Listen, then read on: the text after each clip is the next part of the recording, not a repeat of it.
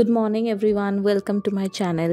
তো আজকে ছিল রবিবার আর তার সাথে ছিল ফাদার্স ডে।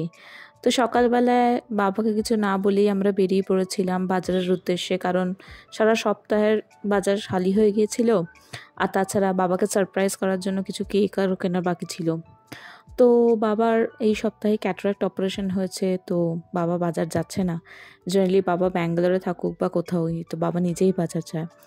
তো ফাইনালি আমরা অটো বুক করে নিয়েছিলাম এবং অটো চলে আসার পর আমরা বাজারের উদ্দেশ্যে রওনাও হচ্ছিলাম।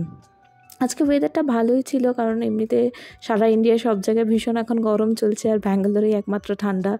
তাই আমি জানি বিভিন্ন সময় বিভিন্ন বন্ধুরাও আমাদেরকে মেসেজ করে জানায় যে উই আর ভেরি লাকি। তো ফাইনালি আমরা চলে এসেছিলাম বাজারে, এবং আজকে সানডে আর মাটনের দোকানে অন্য দোকানে ভীষণ ভিড় ছিল।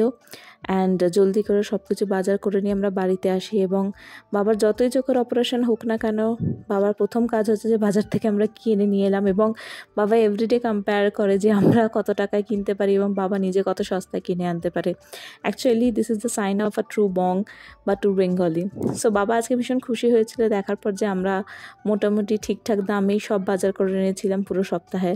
এবং যেহেতু বাবা নিজে যেতে পারছে না, সেহেতু একটুখানি ডিপ্রেস হয়েছিল। আর সকাল থেকে দাদা ফোন করে উইশ করে দিয়েছিল ফাদার্স ডে, বাট আমরা করিনি, তো সেই জন্য একটু মুড অফও ছিল।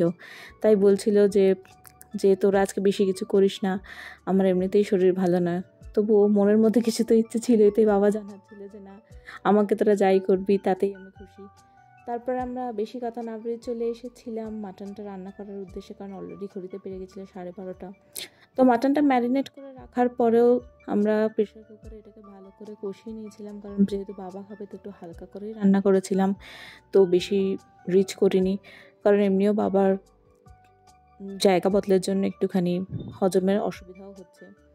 তো ফাইনালি মাটন আমাদের রেডি হয়ে যায়, এবং তারপরে বেশি কিছু ডিলে না করে মাকে বলি যে মা যেন মাটনটাকে ভালো করে একটুখানি ঘি গরম মশলা দিয়ে কষিয়ে নেয়, এবং তারপরে বাবাকে খাবার সার্ভ করে দেওয়া হয়।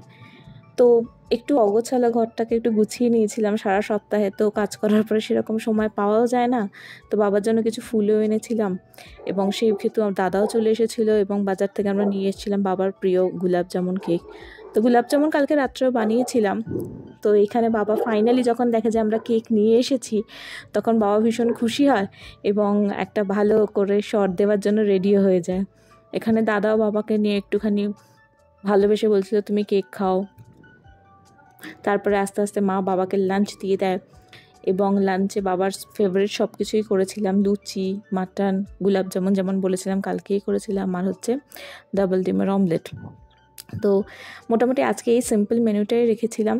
তো তার সাথে একটু দই মিষ্টি, বাঙালির যেটা হয় পায়েস আর দই যে কোনো শুভ কাজেই আমরা দিই, তো সেটাও আজকের দিনের জন্য বাবার জন্য তৈরি করে দিয়েছিলাম যতটুকু করা যায় আর কি।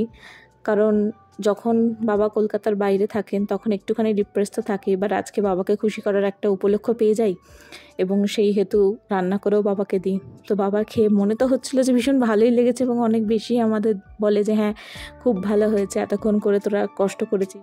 তো ফাইনালি আজকের দিনটা যার জন্য তাকে হ্যাপি করে আমরা ভীষণ খুশি, এবং সে নিজেও আজকে ভীষণ খুশি। এরপরে আমাদের প্ল্যান ছিল যে বাবাকে নিয়ে চোখের চেক আপে যাবো, যেহেতু ডক্টর বলেছিলেন যে আজকে চেক আপ করাবার আছে।